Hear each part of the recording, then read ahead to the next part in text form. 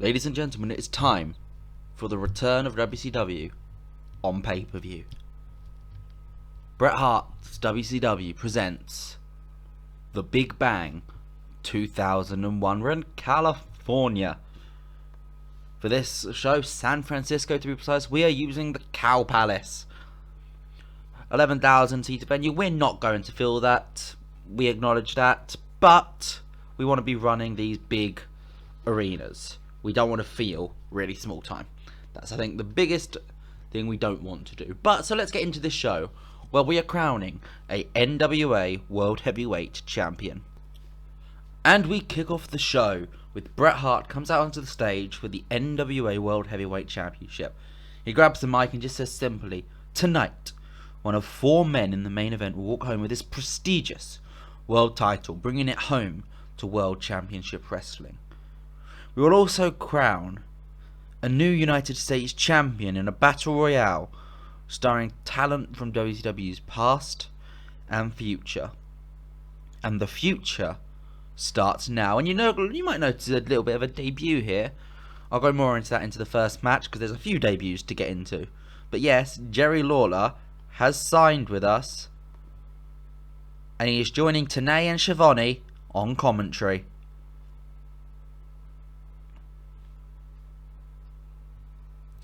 And this opening match for the United States Championship, we have 20 men in the ring. It's a big battle royale.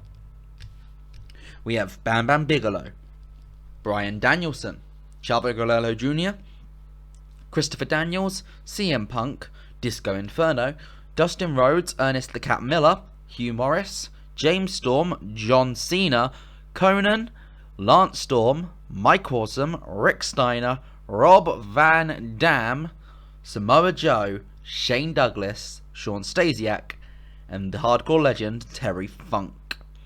So there's quite a few debuts in this match to get into. So, Young Lions, in case of some of them, people who haven't made it nationally on TV yet for a few. Danielson, Punk, Daniels, Cena, and Samoa Joe all coming in as these young upstarts, even though Daniels is obviously quite a bit older than the rest of them. But this sort of generation of talent, along with AJ Styles. I think these are the talent we are going to be building around a lot in this company. Terry Funk, legend. We want to bring back the hardcore division, the hardcore title. He's going to be a very handy name to have in that division. And Rob Van Dam as well in that division. Potentially even him in the United States title picture, because he is the final elimination in this match.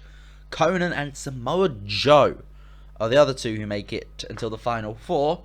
But it's Mike Awesome who gets the win, eliminating RVD last, as I said.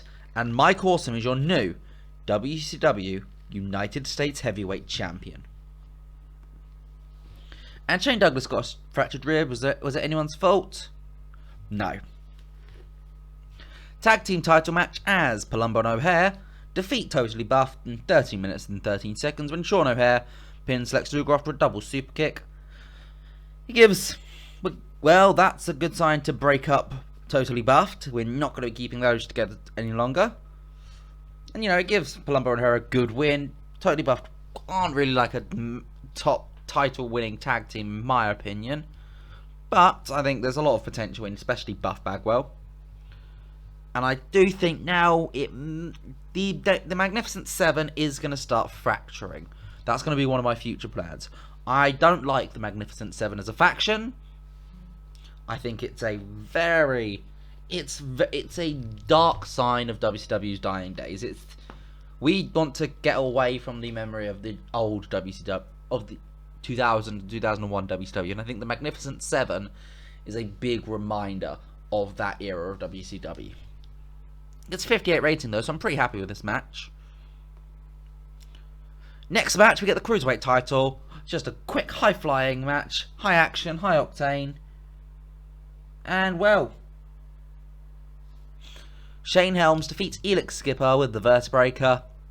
You wouldn't expect Elix Skipper to pick up the win, but it's nice to see him get into a prominent position on the card. Makes his first defense of the WCW Cruiserweight title, because I think everyone's reigns were reset at the start of new WCW. It's a 43 rating. I'm pretty happy with that, to be honest. Low locker room morale is not great, though. We need to improve that. But it's WCW in 2001. There's a lot of toxic people. Then we get the tag titles pretty much straight after, as Filthy Animals take on Air Raid. Rey Mysterio Jr. picks up the win, pinning AJ Styles with the Springboard Hurricane Rana. Animals make their first defense of the Cruiserweight Tag Team titles. And Mysterio got 66. That is pretty good stuff. Like, I want the Cruiserweight division to be taken very seriously in WCW, because almost like the X division in TNA early years, the Cruiserweight division is what made WCW stand out from WWF. Compared to the light heavyweight division, there was no competition. I want the Cruiserweight division to get back to its level of prominence that it used to hold. 58 rating is a pretty good start. And Mysterio getting a 66 is also very good. We get Curt Hennig come out. He is back in WCW and said he wants a return match on Monday Nitro tomorrow, and he's issuing an open challenge to anyone who's willing to come out and face the greatest technical wrestler of all time. There's no pop for this because we didn't expect this, but this brings out the young lion, Bryan Danielson, who comes out, gets into the ring, and goes to shake Hennig's hand, and Hennig just laughs him off. He accepts the match, but Hennig is completely laughing off the concept of Danielson fighting him. And they will be fighting on Nitro in the next episode. Get a quick tag team match as the Insiders defeat the Marmalukes. Kevin Nash pins Johnny the Bull with Snake Eyes. Goes about 8 minutes. It's really not that much of a thing. It's just getting Nash and Dallas Page on the card, because they are big stars. I don't want to just ignore them. 58 rating is pretty good. Another Cruiserweight tag team match here, just sort of a palate cleanser. As 3 Count take on the Young Dragons. Kaz Hayashi picks up the win when they pin Shannon Moore with the simultaneous diving leg drops. Kaz Hayashi was pretty strong actually, 45. It's around where Billy Kidman was earlier in the card, and Shane Helms. So maybe Hayashi is someone we consider as a future challenger for the Cruiserweight Singles title. And the main event: Kanyon versus Steiner versus Jarrett versus Sting. And Kanyon wins. It's a shocker, I understand that. But Kanyon wins. He makes Jarrett tap out to, I don't know, we'll say a Boston Crab, something simple, or a sleeper hold. And Kanyon is your NWA World Heavyweight Champion. Let's look at the dirt sheets for this, because Steiner's an amazing heel, which is always good to know. Sting's an amazing babyface.